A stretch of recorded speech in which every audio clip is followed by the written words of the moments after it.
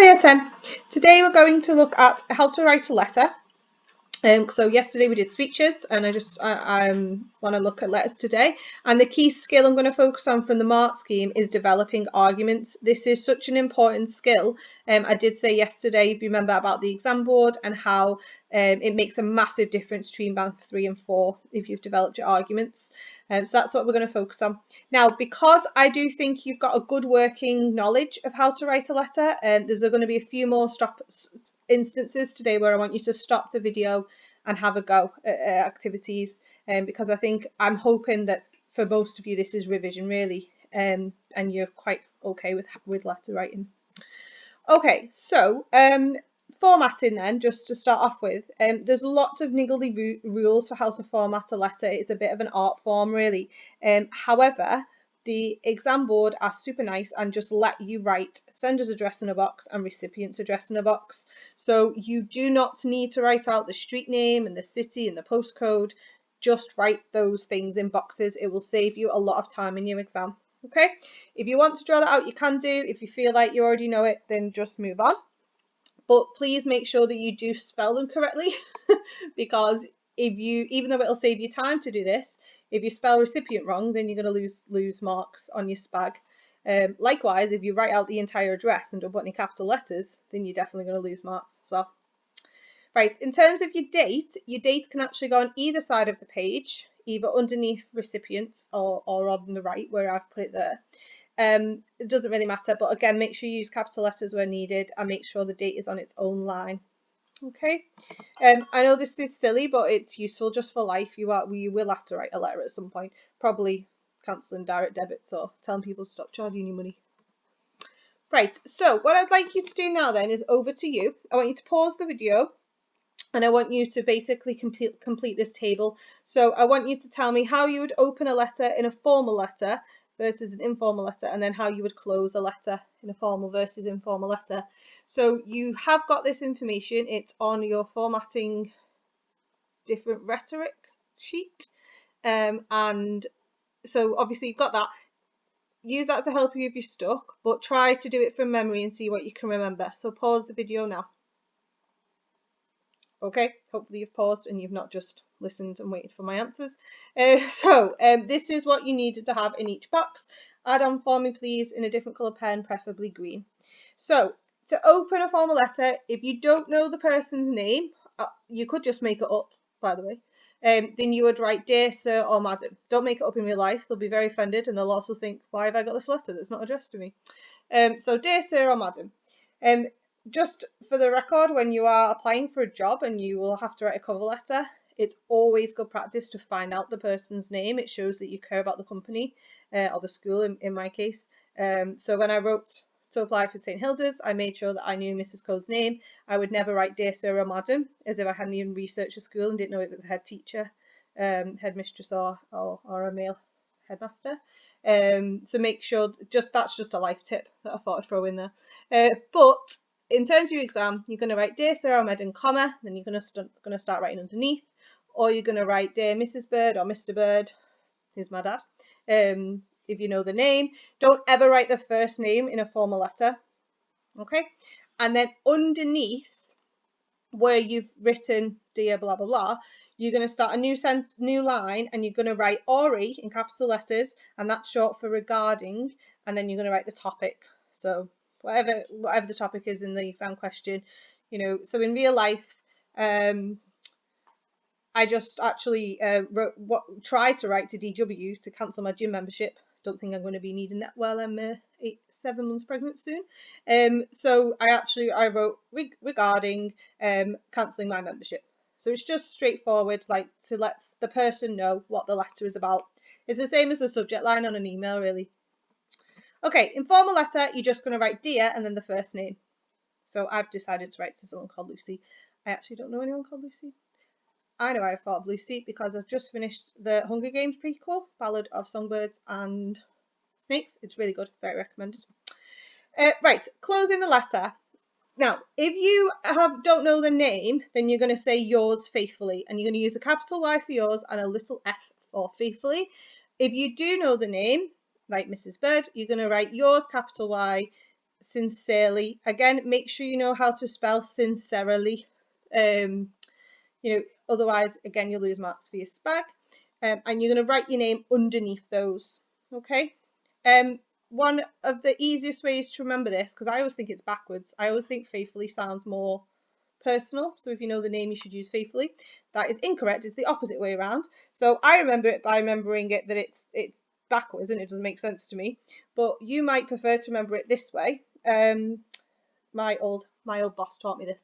So yours sincerely is since I know you. I think I have mentioned this in class before. So since I know you, sincerely, and sincerely has the word since in it. And then she also says, who the F are you for yours faithfully. So F for faithfully, because you don't know who they are. Okay, that works. Students tend to remember it once I've taught them that. So you might want to jot that down to help you. And then if it's an informal letter, you can be informal at the end. You can just say something like take care, and then write your name underneath, or see you soon. More similar to an email, the way you close off an email or a message. I don't know if you would really bother to do that on social media, but okay. So hopefully that's okay. Just let me know if you have any questions about any of that. Give yourself a little tick if you got that. Right, I just thought I wanted to show you an example. So on the right hand side here, you've got an example of a formal letter. I'm going to put a copy of the PowerPoint on Show My Homework so you can access these if you want to sort of copy it and paste it anywhere or take your own picture. So you've got the sender's address on the right hand side, you've got the recipient's address on the left, you've got the date underneath, you've got dear sir or madam. The only thing that's missing on this one is the RE, regarding. So this one could have had RE, complaint about a meal. And then at the bottom you can see it says yours faithfully. You've got a capital Y, a little f because you don't know the name. You said sir or madam, and then the name is underneath. I just got this off Google. I do not know who Ravi is.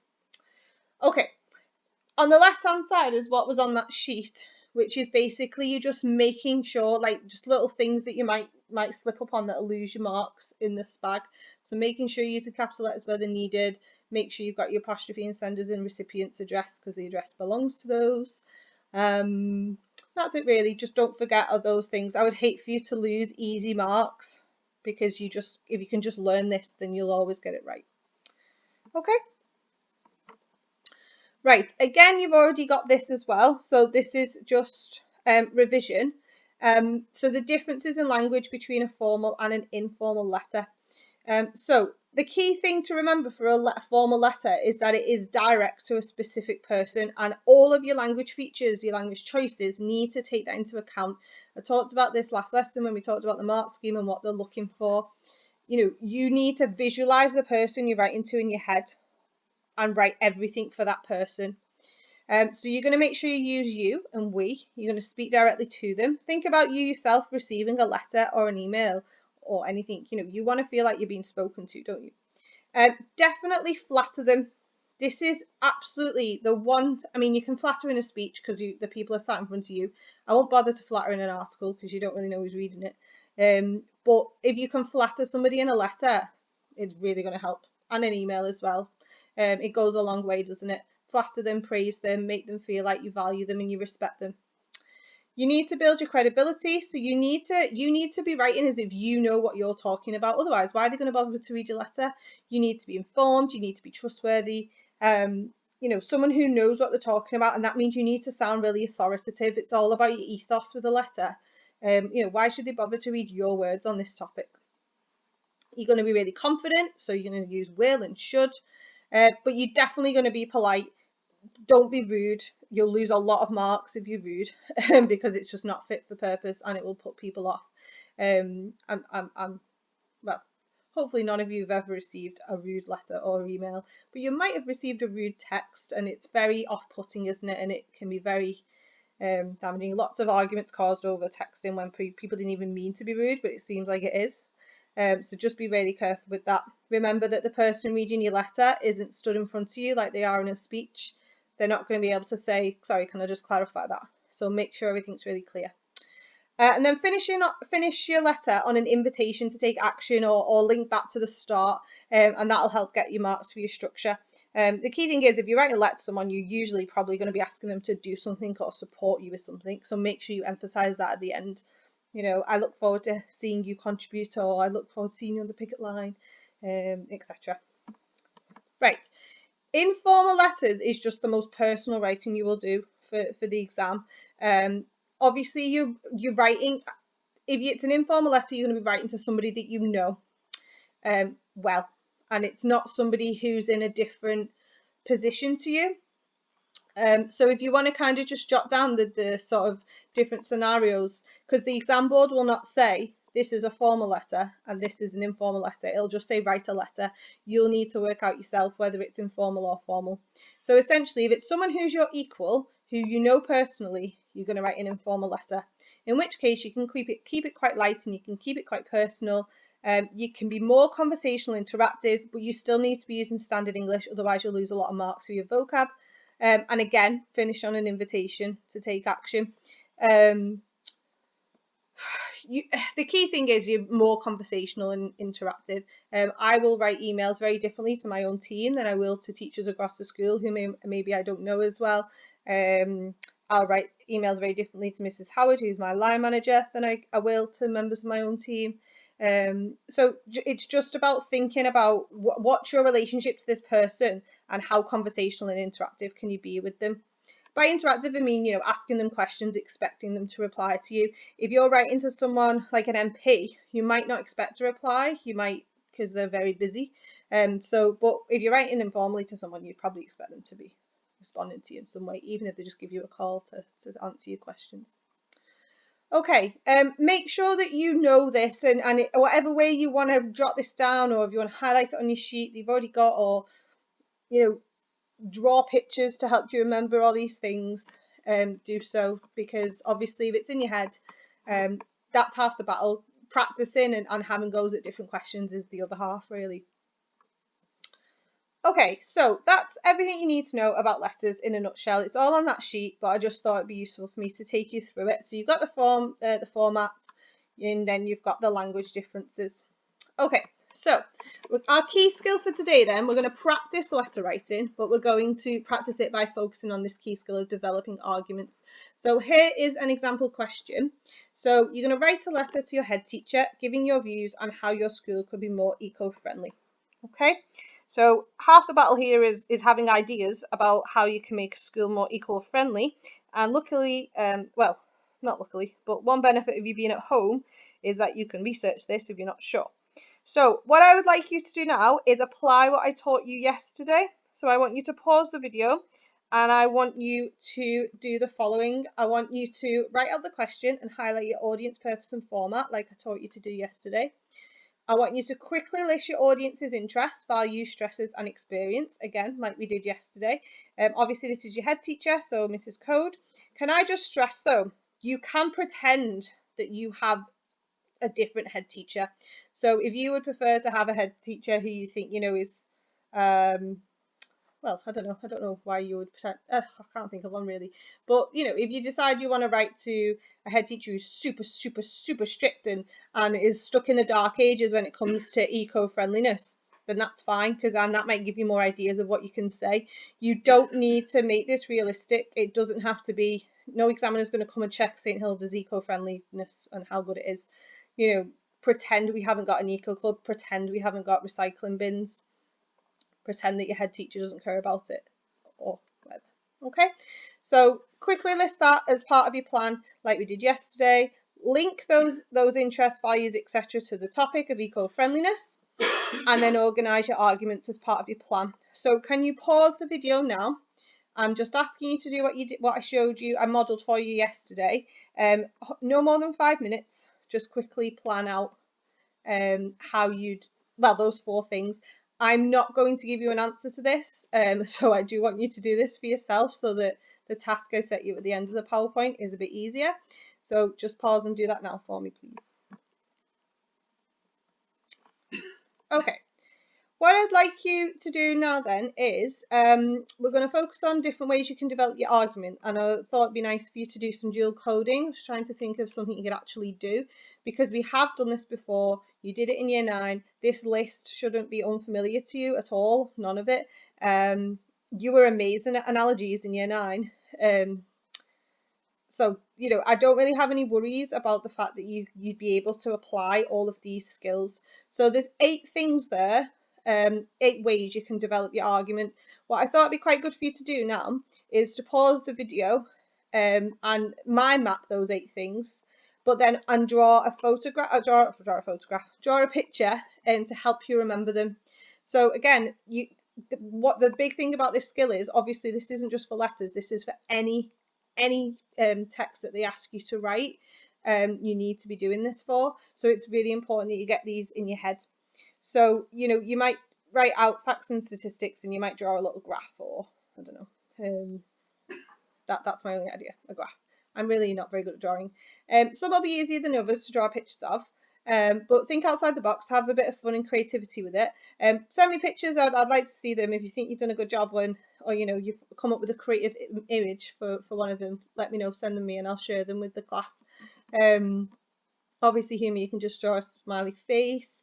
So just have a go at that now. So if you pause the video again and just give yourself time to kind of get these in your head and give yourself a visual clue or a reminder for them so that it'll help you remember them.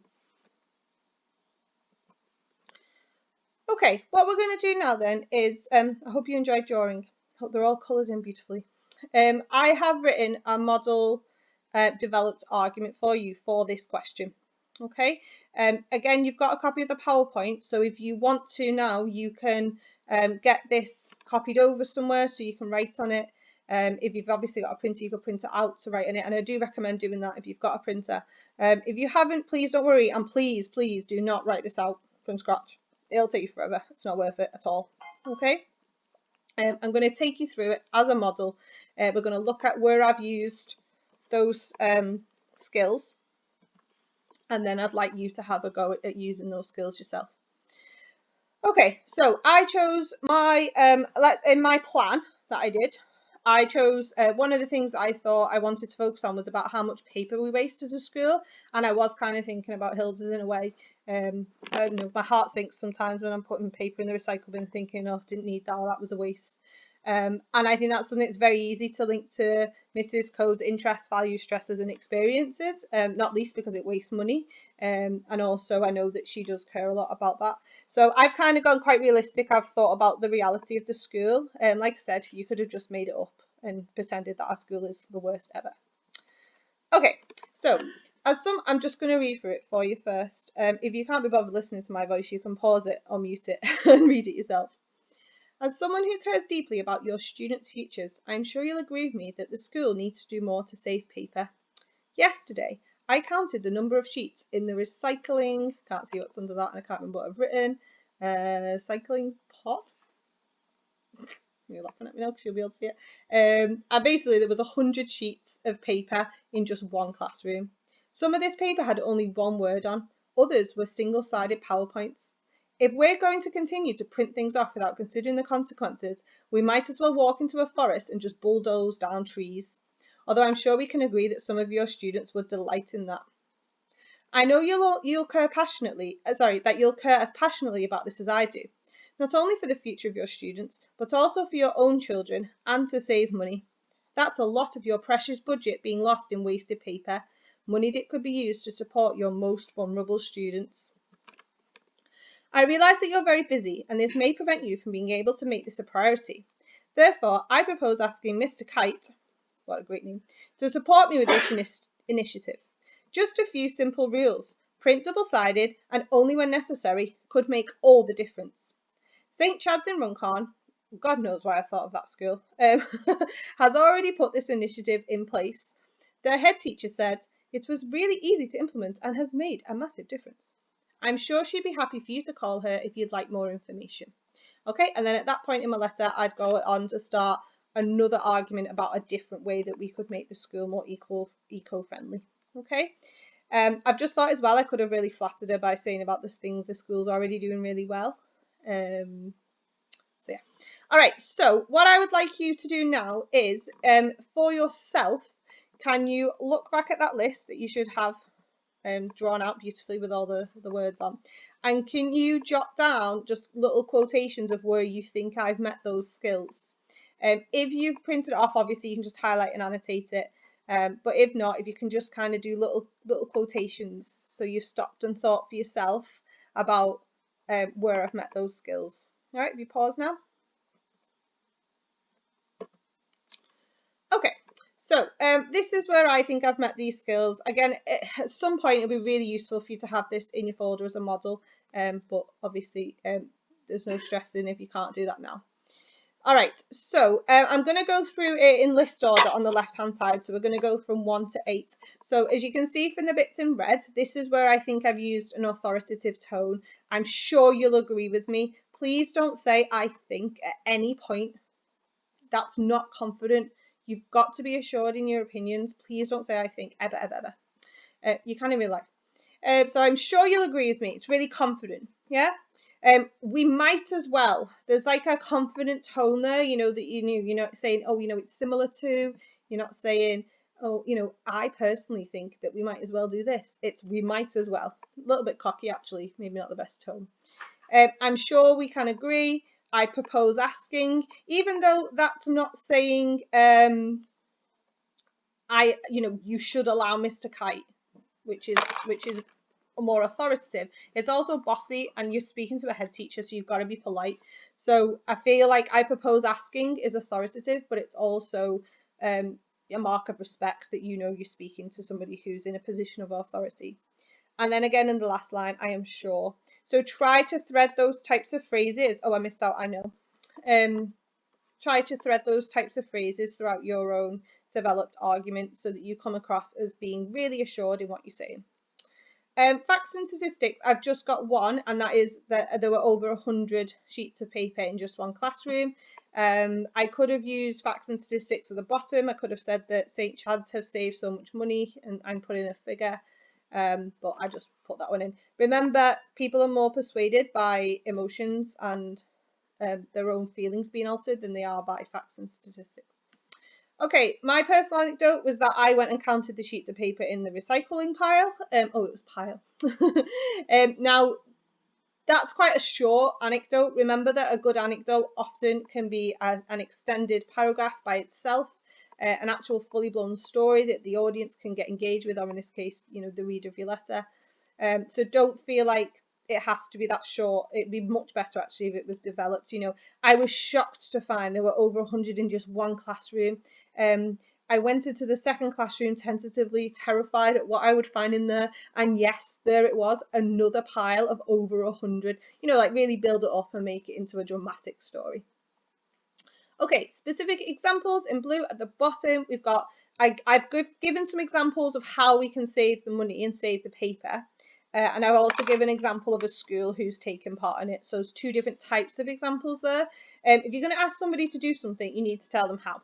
So you need to give them examples of how they can do it. Right, an analogy, it's a bit weird colour, but hopefully you can see there's silvery colour. You know, if we're going to continue to print things off, we might as well walk to a forest and bulldoze down the trees. So that's an analogy to highlight kind of like the equivalent of what we're doing. One of the best analogies I've seen recently that works beautifully is, you've probably seen it on social media, when people are saying all lives matter. You know, people are saying that's like walking into a breast cancer fundraiser and saying all cancer matters. Of course, all cancer matters, but this particular case is to help breast cancer. So that's a really clever analogy to help people to understand something that they don't understand. And so I just thought I'd mention that. It's a good example. But yeah, so that's the kind of idea that you're doing with an analogy. You're trying to help people understand things, or just to access it in a way, you know, in a way that makes it easier for them. Like I said, you were really good at this last year. If you've got your Year 9 books, go back and have a look at what you wrote. Number 6, humour or emotion. My humour isn't very good. I've said about, you know, some students would delight in bulldozing down trees. It's not very good. It's light-hearted. It's not particularly funny. But remember that that's all it really needs. You're not the examiner's not looking for you to make them laugh out loud. It's about kind of like that kind of light-hearted tone and being able to vary your tone when needed. So please don't stress about, you know, that you've got to make the examiner laugh. The emotional part about, you know, it's not just the future of your students, but also your own children. your precious budget, your most vulnerable students. I feel like I've done a bit better with the emotional side there. You know, it's hard for any head teacher to not feel guilty if the budget is being wasted, and it could be spent on vulnerable students or any students for that matter. Okay, number 7, use a counter argument. So we've got, I realise that you're very busy and this may prevent you from being able to make this a priority. That's come from my plan where I've really thought about Mrs. Code's, in this case, stresses, and that she's got an awful lot of things that she's responsible for. How can I make saving paper become top of her list? And then thinking about, well, how can I adapt the content of my letter to meet that need in my reader? So make sure you do that. And remember, a counter argument is just anything where you consider something that might put your reader or audience off what you're asking them to do, and tell them why that's not a good reason not to do it. Okay. And finally, quoting an expert. So I quoted the head teacher from St. Chad's. Now, you might think, why is that an expert? She's just a head teacher like the person I'm writing to. She's an expert in this. She's an expert in saving paper because she has already done it. Okay. So don't feel like your experts need to be, professors or people with official qualifications in something or 50 years of experience. Just someone who's experienced something can be an expert. Okay. All right, so that's an example of the 8 skills in action.